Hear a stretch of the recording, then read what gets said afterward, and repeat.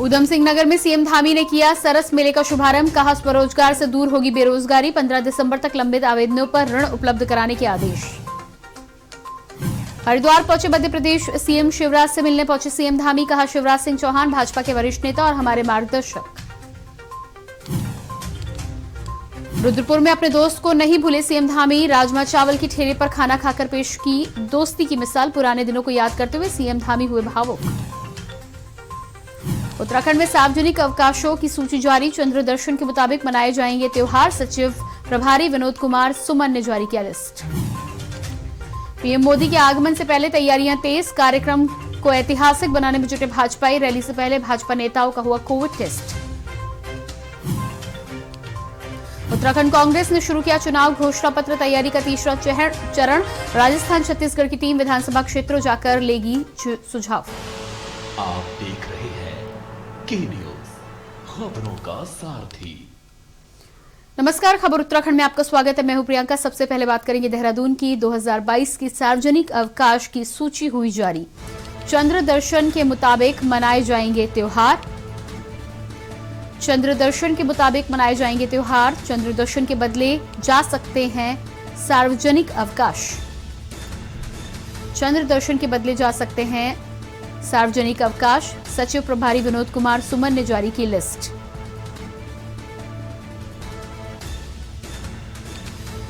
– 2022 की सार्वजनिक अवकाश की सूची जारी। चंद्र दर्शन के मुताबिक मनाए जाएंगे त्योहार।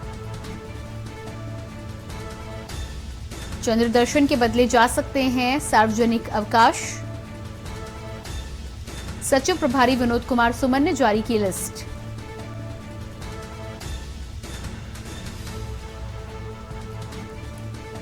तो उत्तराखंड में 2022 की सार्वजनिक अवकाश सूची जारी की गई है। तमाम त्योहारों की लिस्ट सरकार के द्वारा जारी की गई है। चंद्र दर्शन के बदले जा सकते हैं सार्वजनिक अवकाश।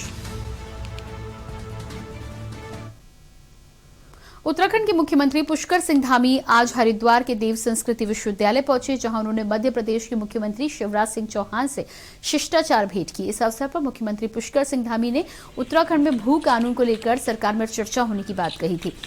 मुलाकात पर मुख्यमंत्री पुष्कर सिंह धामी ने कहा कि शिवराज सिंह चौहान भाजपा के वरिष्ठ नेता रहे हैं, जिनसे उनको लगातार मार्गदर्शन मिलता है। देवस्थानम बोर्ड पर सीएम ने कहा कि जनता की अपील की वजह से बोर्ड भंग किया गया है।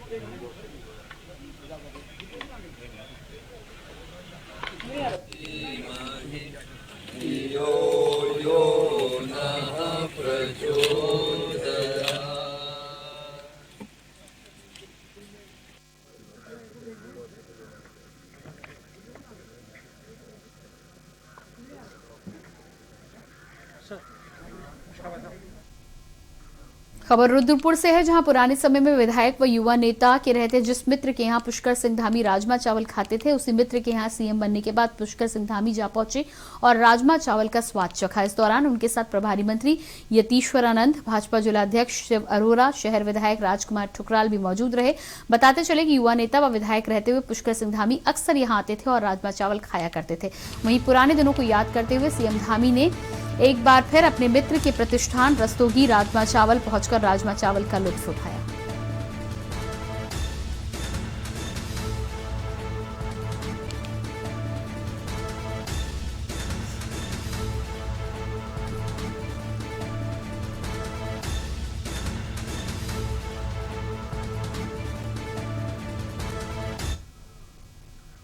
पीएम नरेंद्र मोदी की 4 दिसंबर की रैली को भाजपा ऐतिहासिक बनाने में जुट गई है। रैली की तैयारियों को अंतिम रूप दिया जा रहा है।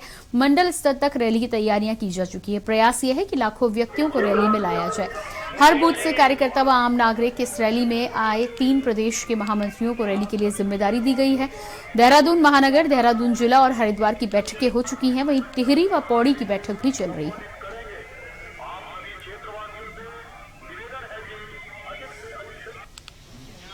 की रैली के लिए हमने सरकार की तरफ से भी और पार्टी की तरफ से भी सबको ये कहा है कि एक तो सब लोग जो भी हमारे प्रोटोकॉल है उनका सब पालन करेंगे। दूसरा ये भी कहा है कि लोग अपने अपने स्थानों से टेस्ट करा के भी आएंगे। और तीसरा, सारे डीएमओ को मुख्यमंत्री जी ने आदेश कर रखे हैं कि 1 हफ्ते में वो राज्य सरकार को रिपोर्ट देंगे कि आगे राज्य सरकार कौन सा स्टेप उठाए। आगामी 4 दिसंबर को राजधानी देहरादून पहुंचेंगे। इस दौरान उत्तराखंड की जनता को संबोधित करते हुए रैलियां भी करेंगे। इस पर भाजपा का दावा है कि राजधानी देहरादून में प्रधानमंत्री नरेंद्र मोदी कई हजार करोड़ों की योजनाओं का शिलान्यास भी करेंगे और जनता को सौगात देंगे।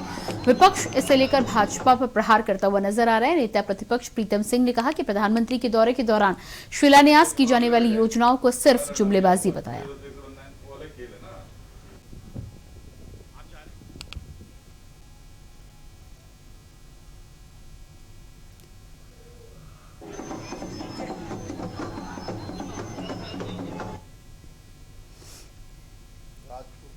हजारों करोड़ की योजनाओं का शिलान्यास होने जा रहा है। उत्तराखंड को एक बहुत खूबसूरत कॉरिडोर मिलने जा रहा है। यानी कि यहाँ देहरादून से दिल्ली का जो रास्ता है, दूरी है, वो मात्र 2.5 घंटे की हो जाएगी और नीचे जानवरों को कोई दिक्कत ना हो और ऊपर से सुहाना सफ़र होगा। अभी चौड़े चौड़े रोड जो उधम सिंह नगर, देहरादून हरिद्वार से उधम सिंह नगर जाते हैं या चक्रौता की तरफ से पहाड़ जा रहे हैं, वो बता रहे हैं कि डबल इंजन की सरकार का काम और दम दिख रहा है। और मैं ये कह रहा हूँ कि ये बड़ी बड़ी चौड़ी चौड़ी जो टनल्स बन रही हैं, जो रोड्स बन रहे हैं, ये बता रहे हैं कि हमने बड़ी ईमानदारी से, देश के यशस्वी प्रधानमंत्री ने उत्तराखंड को बड़ी ईमानदारी से सर्व किया है। और हम ये जानते हैं कि हम लगातार ये नारा देते थे, अटल जी ने दिया है, मोदी जी संवारेंगे, और इसमें कोई शक नहीं है, मोदी जी संवार रहे हैं, क्योंकि मोदी जी उत्तराखंड के लोगों से प्यार करते हैं और उत्तराखंड के लोग मोदी जी से प्यार करते हैं। और ये प्यार और मोहब्बत में जो उत्तराखंड देवभूमि है, जो संस्कृति हमारे यहाँ है, उस संस्कृति के ध्वजवाहक के रूप में पूरे विश्व में उस संस्कृति का लीड करते हुए माननीय मोदी जी नजर आए हैं। और हम ये कहते हैं कि हमारी विचारधारा, हमारी राष्ट्रवादी सोच वो बता रही है कि उत्तराखंड भगवामय है और ये मोदी जी का ड्रीम प्रोजेक्ट यहाँ है। सब कुछ अलग अलग दिखाई दे रहा है, भव्य और दिव्य दिखाई दे रहा है। आने वाला वक्त उत्तराखंड का है, आने वाला दशक उत्तराखंड का होगा। मोदी जी जिस ईमानदारी के साथ उत्तराखंडियों की तरफ देख रहे हैं, मुझे लगता है कि हम उनके हमेशा ऋणी रहेंगे। हम उनका ये एहसान दिल की गहराइयों से शुक्रिया अदा करके तो नहीं उतार सकते। हम हमेशा उनके ऋणी थे, ऋणी हैं और ऋणी रहेंगे। देखिए, मैं पूर्व में भी इसका जवाब दे चुका हूँ। देखिए, अच्छा होता सरकार 2017 में भी कुछ करती, 18 में भी करती, 19 में भी करती, 20 में भी करती। प्रधानमंत्री जी को भी उत्तराखंड तब याद आ रहा है जब हम चुनाव की दहलीज पर हैं। गृह मंत्री को भी, तमाम अन्य मंत्रियों को भी, और साथ साथ में संगठन के पदाधिकारियों को भी। तो भाई ये सब लोग जानते हैं, उत्तराखंड के लोग, कि ये जो सौगात देने की बात हो रही है, शिलान्यास की बात हो रही है, ये सब चुनाव के दृष्टिगत हो रहा है, लेकिन बात बनने वाली नहीं। बुलेटिन में फिलहाल वक्त हो चला एक छोटे से ब्रेक का, फौरन हाजिर होते हैं। आप देख रहे हैं के न्यूज, खबरों का सारथी। प्रधानमंत्री जी के महासंकल्प को आत्मसात करते हुए मुख्यमंत्री पुष्कर सिंह धामी के नेतृत्व में उत्तराखंड सरकार जल जीवन मिशन को बेहतर तरीके से क्रियान्वित कर रही है। साथ ही राज्य के नागरिकों को सहभागी बनाकर हर घर में शुद्ध पेयजल पहुंचाने के लिए कृत संकल्पित है। राज्य की अधिकांश भूमि पहाड़ी होने की वजह से पानी की काफी समस्या हुआ करती थी। कई स्थानों पर तो पानी लाने के लिए बच्चों एवं महिलाओं को दूर तक जाना पड़ता था।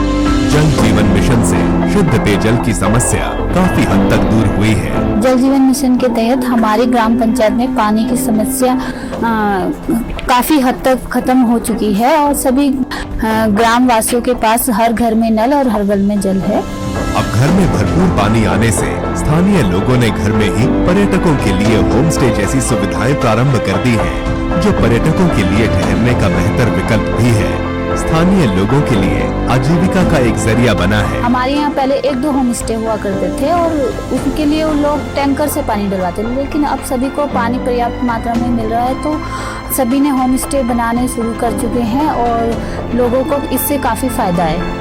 राज्य के ग्रामीण क्षेत्रों के लगभग 15 लाख घरों में से 60 लाख से अधिक घरों को नलों से जोड़ा जा चुका है। शहरी क्षेत्रों में लगभग 12 लाख घरों में से 5 लाख से अधिक घरों को पेयजल योजना से जोड़ा जा चुका है। उत्तराखंड सरकार द्वारा दिसंबर 2020 तक हर घर तक शुद्ध पेयजल पहुंचाने का लक्ष्य रखा गया है। मुख्यमंत्री पुष्कर सिंह धामी के नेतृत्व में जल जीवन मिशन राज्य में आजीविका के नए आयाम रचते हुए पलायन को विराम दे रहा है, साथ ही आत्मनिर्भरता की संकल्पना को भी साकार कर रहा है। जल जीवन मिशन, हर घर खुशियां, हर घर जल।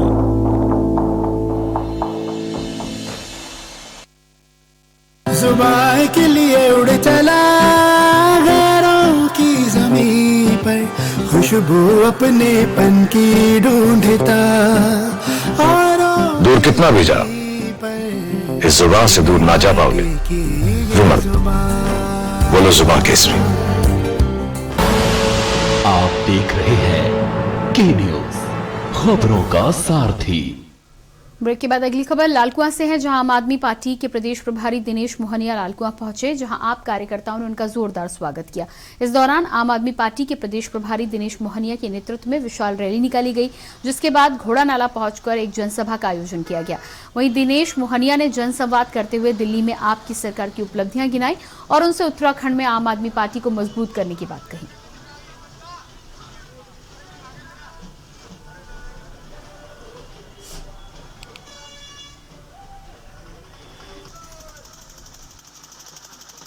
हमारा ये मानना है कि हमने हमेशा से कहा है कि CCC का फॉर्मूला लागू रहेगा। कोई भी करप्ट कम्युनल या क्रिमिनल व्यक्ति आम आदमी पार्टी की हिस्सा नहीं बन पाएगा। जो भी किसी पार्टी से आएगा उसको 3C के फॉर्मूले को पार करना पड़ेगा, उसके बाद ही वो आम आदमी पार्टी में आ सकता है। भारतीय जनता पार्टी की तरह नहीं जी वॉशिंग मशीन लगा रखी है, जो 5 साल उधर भ्रष्ट रहते हैं वो भारतीय जनता पार्टी में शामिल होते ही साफ हो जाते हैं, 5 साल बाद फिर उधर चले जाते हैं तो फिर भ्रष्ट हो जाते हैं। इस बार परिवर्तन होगा और प्रत्याशी जो है रिजल्ट होंगे, लोगों को पता ही लगेगा कि क्या हुआ, क्योंकि लोगों को अभी पता ही नहीं है। दोनों पार्टियां ये समझती कि आम आदमी पार्टी कुछ नहीं है, लेकिन जो गलत भ्रम है वो भ्रम उनका टूट जाएगा। क्या लगता है आपको कि प्रदेश सरकार जो है काम नहीं कर रही है, तो उसकी आपको आम आदमी पार्टी को इससे लाभ मिलेगा? बिल्कुल लाभ मिलेगा। जिस प्रकार की हमारा विजन है, आम आदमी पार्टी का जो स्पष्ट विजन है और गारंटी के साथ वो कह रहे हैं, तो उससे हमको लाभ होगा और जनता भी उसको विश्वास करेगी। आप पार्टी के उत्तराखंड प्रभारी और दिल्ली से विधायक दिनेश मोहनिया ने विशाल जनसभा को संबोधित किया। वहीं कार्यक्रम में आप कार्यकर्ताओं ने जनता में भरे उत्साह को देखते हुए जनसभा का जायजा लेने पहुंचे। हमारे संवाददाता उमेश पंत ने कार्यक्रम में पहुंची महिलाओं से भी बातचीत की।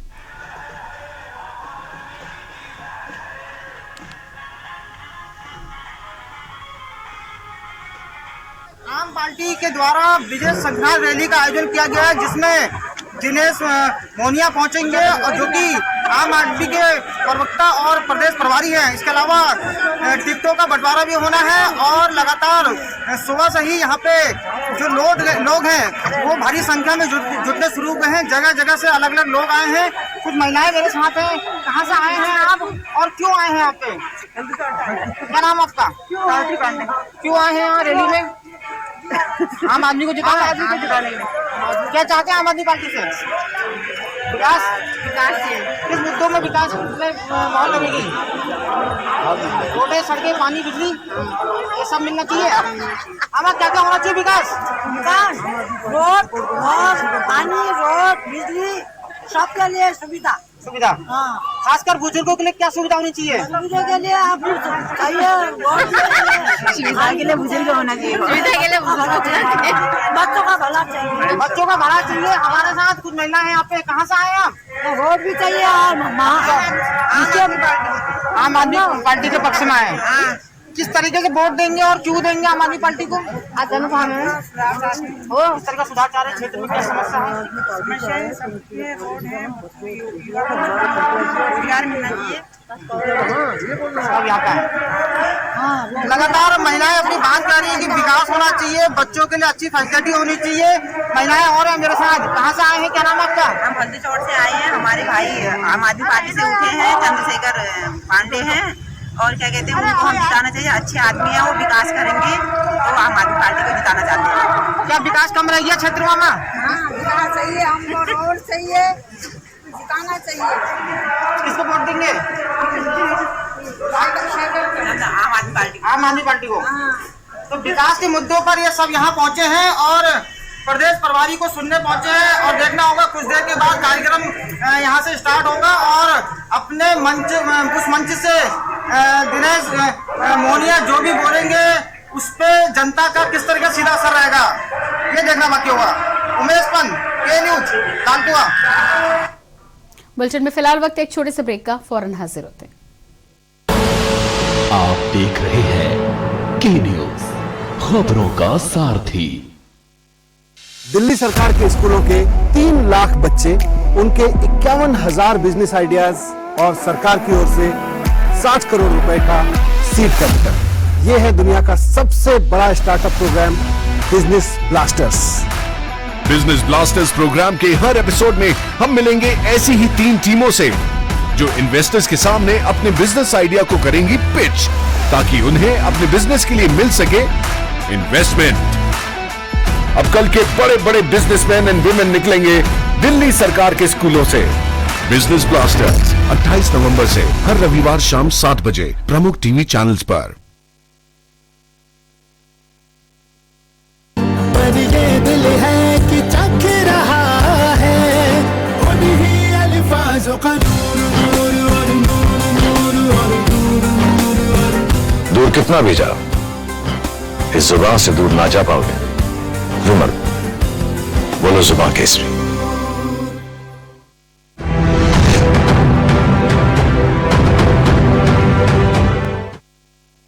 ओले ओले ओले ओले किसका देखो तो बाबू? हेलो कौन? नमस्कार मैडम जी हम 10। वही जो बच्चों को देते हैं बड़ा कास। गंदे गंदे नटखट 10। गंदे गंदे नटखट आ रहे हैं दस्त दस्त देंगे बड़ा हम कष्ट। सोचा आपको बता दें कि हम फिर मिलने आ रहे हैं आपके बच्चे से। बड़ी याद आ रही है उसकी। और लंबा प्रोग्राम बनाया इस बार। आपके बच्चे को खूब बिगाड़ेंगे। मतलब उसकी तबीयत बिगाड़ेंगे। जितनी परेशानी दे सके देकर जाएंगे। खूब मस्ती करने आए। हम आ गए। अरे इसको तो 10 शुरू हो गए हैं।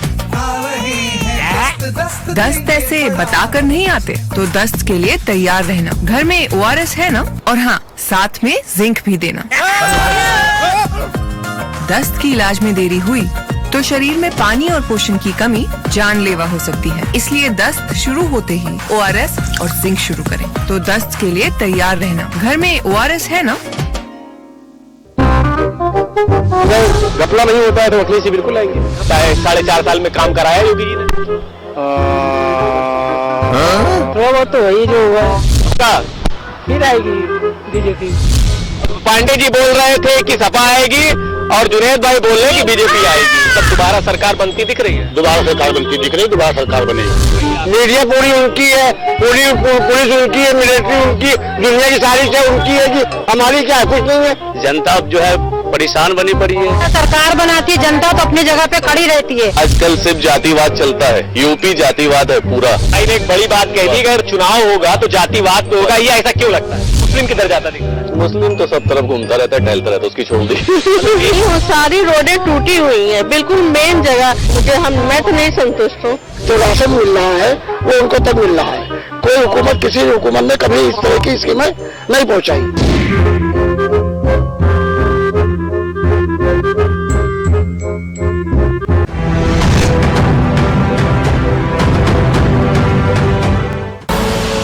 आप देख रहे हैं के न्यूज, खबरों का सारथी। ब्रेक के बाद अगली खबर देहरादून से है, जहां विधानसभा चुनाव से पहले शीतकालीन सत्र देहरादून में कराने पर घमासान छिड़ गया है। दरअसल नेता प्रतिपक्ष प्रीतम सिंह ने विधानसभा देहरादून में प्रेस वार्ता की, जिसमें उन्होंने राज्य सरकार पर जमकर हमला बोला। उन्होंने कहा कि सरकार गैरसैंण में सत्र नहीं कराना चाहती और आरोप विपक्ष पर लगा रही है, जबकि सत्यता यह है कि कांग्रेस सत्र को गैरसैंण में कराने के पक्ष में है। आपको बता दें कि राज्य सरकार की ओर से आगामी सत्र देहरादून में कराए जाने का निर्णय लिया गया है।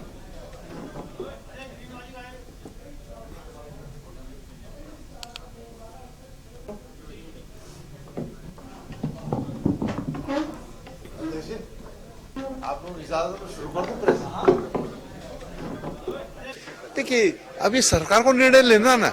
मैं तो अभी प्रेस कॉन्फ्रेंस के माध्यम से कह दिया कि सत्र 9-10 में आप जहां चाहे वहां करा दीजिए। निर्णय ले सरकार, कहां करा।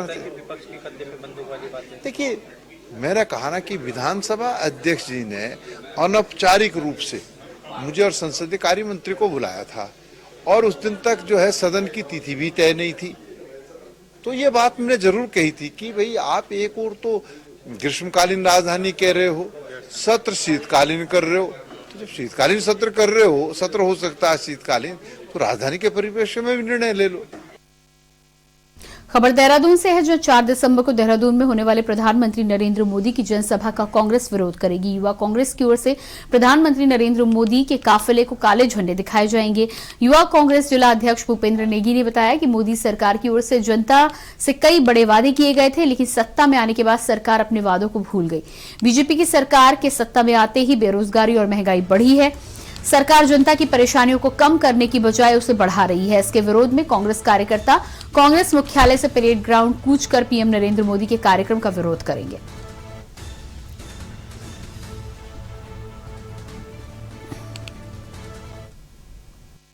देखिए, जिस प्रकार से जो रोल बैक की सरकार चल रही है और इस सरकार द्वारा जो युवाओं को ठगने का काम किया गया है, ना युवाओं को जो सरकार द्वारा कहा गया था केंद्र की और राज्य की डबल इंजन की सरकार आएगी तो प्रदेश में नए नए रोजगार के वो साधन उपलब्ध होंगे, महंगाई कम होगी, लेकिन ऐसे कुछ भी कोई काम जो सरकार द्वारा नहीं किए गए हैं। और लगातार कोविड के जो लगातार केस बढ़ रहे हैं, सरकार नई नई गाइडलाइन जारी कर रही है, लेकिन जब प्रधानमंत्री मोदी जी की रैली आती है उसमें 1 लाख की भीड़ जुटाने का वादा करते हैं। इस प्रकार से पूरी व्यवस्थाएं जो सरकार फैलाने की कोशिश कर रही है, उसको देखते हुए युवा कांग्रेस पुरजोर विरोध करेगी।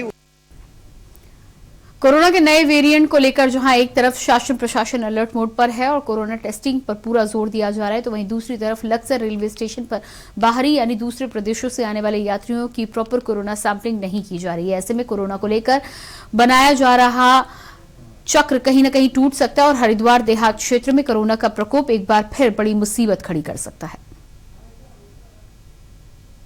स्टेशन की सबसे बड़ी प्रॉब्लम यही है कि इसके जो एग्जिट है वो कोई स्थायी नहीं है, काफ़ी सारे एग्जिट है, जिससे वजह से हम प्रॉपर टेस्टिंग नहीं कर पाते किसी भी यात्री की। तो ये सबसे बड़ी प्रॉब्लम है। दूसरा, यहाँ पर जो सिक्योरिटी गार्ड है हमारे, पुलिस की भी एक तरीके से थोड़ी सी कमी है जो हमें सरकार नहीं दे पा रही है। ये भी है क्योंकि जो पुलिस वाले हैं हमें अपना प्रॉपर काम करते हैं यहाँ पर, बट वह हमें बहुत कम समय दे पाते हैं। ये प्रॉब्लम है थोड़ी। आगामी 4 दिसंबर को देश के प्रधानमंत्री नरेंद्र मोदी उत्तराखंड की राजधानी देहरादून के दौरे पर रहेंगे, जिसको लेकर बीजेपी के राज्यसभा सांसद नरेश बंसल ने जनपद के सभी विधानसभाओं में प्रचार वाहनों को हरी झंडी दिखाकर रवाना किया।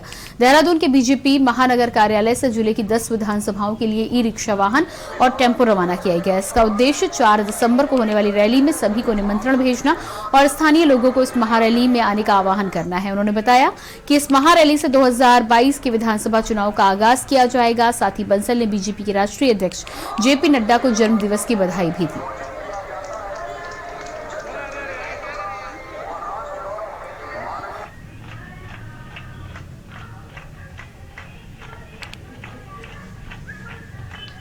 हमने 3 ई रिक्शा, छोटी गाड़ी और एक छोटा हाथी ये दिया है, ये रवाना किया है। ये सब जगह जाएंगे, 2-3 दिन जितना भी होता, जितना ज्यादा से ज्यादा कवर कर सकते हैं ये सब कवर करेंगे। कितने जिलों में जाएंगे? नहीं, जिले तो सभी जगह हमने, अभी तो हमने महानगर का किया है, लेकिन ये सभी जगह ये व्यवस्था हमने बनाई है कि हर विधानसभा में 3 ई रिक्शा और एक छोटा। और इसी के साथ खबर उत्तराखंड में फिलहाल इतना ही। बाकी खबरों के लिए देखते रहिए के न्यूज़ इंडिया। नमस्कार।